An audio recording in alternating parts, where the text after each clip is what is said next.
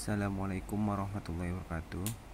Kali ini saya ingin membahas peraturan baru dalam fungsional statistisi.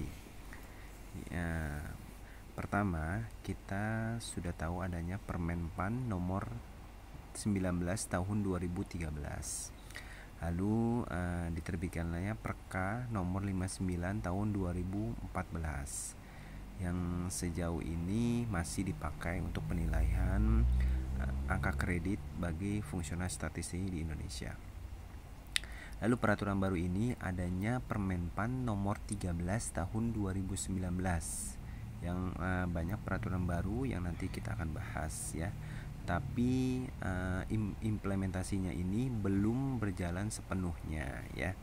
Yang pertama itu peraturan baru tadi naik golongan ruang yaitu dari 3A ke 3B, 3B ke 3C dan seterusnya itu 3 tahun.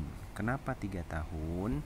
Itu karena angka kreditnya yang terbatasi. Nah, kita bisa lihat poin keduanya yaitu kegiatan statistik itu misalkan golongan ruang di 3C mau ke 3D itu memerlukan angka 100 karena dari 200 ke 300.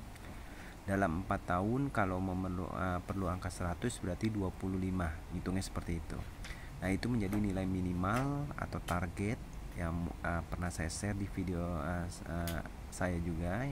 Target minimal itu 25. Lalu diberi 50% untuk pengembangan profesi dan penunjang. Nah, itu menjadi 150. Dihitung-hitung saja berarti nilainya menjadi 37,5. Nah, 37,5 kalau misalnya kita dapat paling tinggi maksimal selama 3 tahun saja, angka itu sudah 100 lebih kan ya. Kalau misalkan 2 tahun nih, 2 tahun itu baru 75. Nah, berarti kan kurang ya. Kalau dulu bisa 2 tahun ya, bahkan setahun mungkin karena angka kreditnya itu bisa ditabung. Kalau sekarang tidak bisa ditabung ya. Ada peraturan-peraturan baru seperti itu ya. Jadi naik golongan ruang itu 3 tahun karena apa? Karena nilai angka kreditnya dibatasi. Yang utama 100% dengan cara pembagian seperti itu. Kalau 4 tahun misalkan 100 poin dibagi 4 jadi 25 per tahun, dikasih spare untuk pengembangan profesi dan penunjang 50% dari 25 tadi ya. Lalu berikutnya adalah naik jabatan angka kredit 0 lagi.